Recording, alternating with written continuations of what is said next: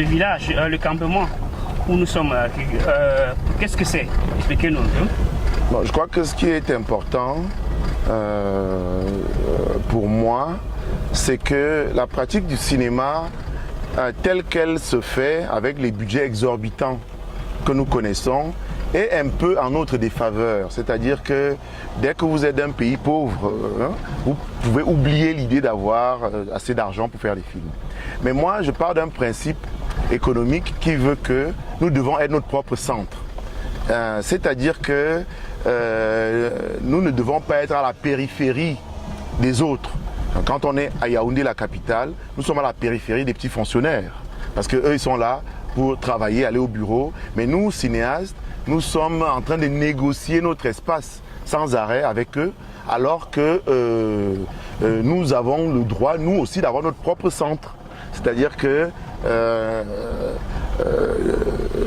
tout le monde sait dans tous les villages ici que là-bas, ce sont les bœufs cinéastes. Ils disent bœufs cinéastes, ils nous appellent comme ça, pour dire que les cinéastes sont là-bas. Donc ce qu'on fait là-bas, c'est le cinéma. Donc nous sommes un centre quelque part. Et à partir du moment où on est un centre, c'est les autres qui sont notre périphérie. C'est-à-dire que nous avons opté pour quelque chose qui nous identifie, la forêt, nous sommes des gens de la forêt. L'Afrique, c'est la brousse, hein, voilà, à quelques exceptions près. Puis, c'est de cette brousse, de cette forêt, dont nous tirons toutes nos ressources, hein, qui sont aussi les origines de beaucoup d'entre nous. Et je crois qu'à partir de là, nous pouvons commencer à imaginer un modèle cinématographique et économique par rapport à cette identité-là. Si je prends le cas particulier de nos histoires africaines et camerounaises que nous voulons filmer, la plupart sont dans la brousse. C'est-à-dire que si on prend l'histoire coloniale que nous filmons actuellement, à l'époque, il n'y avait pas de centre urbain. Donc les Allemands qui débarquent trouvent des gens dans la brousse. Toute la lutte d'indépendance se passe dans la brousse. Bon, attends, il faut quand même négocier cette marre d'eau. Bon, allez, attends. Allez, hop. Oui, donc je disais que nous avons tellement d'histoires dans la brousse que c'est dans la brousse qu'il faudrait créer notre studio de cinéma. Si on veut raconter l'histoire des peuples de ce pays, la plupart, c'est dans des contextes comme ceux-ci qu'ils ont évolué. Donc je crois que l'idée d'un cinéma, un studio de cinéma en pleine forêt, n'est pas incompatible avec une certaine idée d'un certain cinéma africain, si tu veux, qui essaye d'être son propre centre. Donc vous imaginez bien que nous mangeons... voilà. Vous imaginez bien que nous mangeons ce qui vient de la brousse, hein, que nous prenons notre petit déjeuner. Pourquoi tu ne me filmes plus? Ah oui, bon, ok. Non, mais parce que je sais pas si... Bon, enfin, non, excuse-moi. Non, je disais que vous imaginez bien que nous mangeons donc ce qui vient de la brousse, de la forêt. Un cobra a été pris au piège la dernière fois et c'était notre petit déjeuner avec des omelettes. Nous avons du manioc, bref.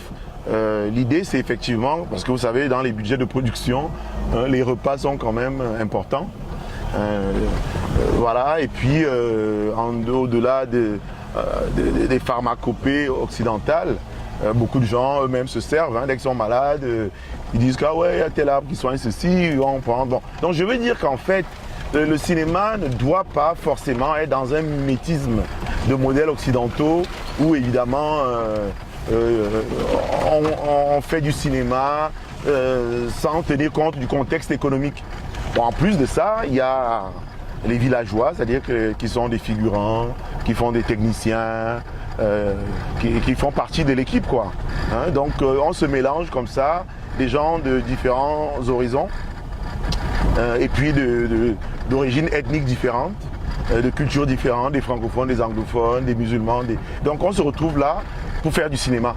C'est-à-dire que nous ne sommes plus prisonniers disons, de notre identité dans ce village. L'identité, disons, de nos villages où nous devons affronter oncles, tantes, cousins. Là maintenant, ce n'est que les gens du cinéma qui sont là certes avec des villageois, mais avec qui il n'y a aucun lien familial, disons. Donc, pour moi, ce modèle est un modèle qui pourrait être élargi. C'est un modèle qui pourrait être utilisé dans beaucoup d'autres domaines. Nous faisons cette série télé, c'est pour TV5. Donc, ce n'est pas quelque chose que nous faisons entre nous, pour nous, sans ouverture sur le monde. Et je pense que c'est une histoire qui concerne tous les Camerounais. C'est l'histoire du Cameroun, Our Wishes.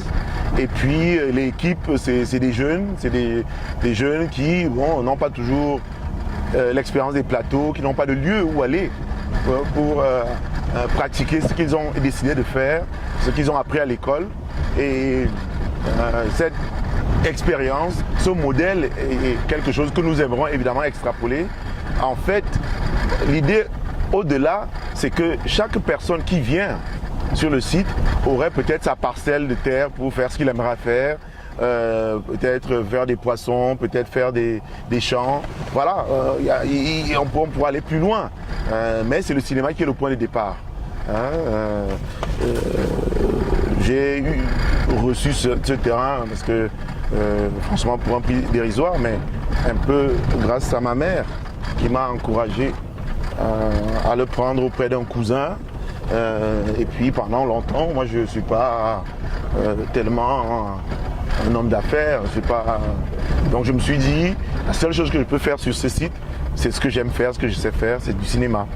Maintenant, l'agriculture va se greffer de manière implicite parce que nous allons devoir manger et cultiver ce que nous mangeons.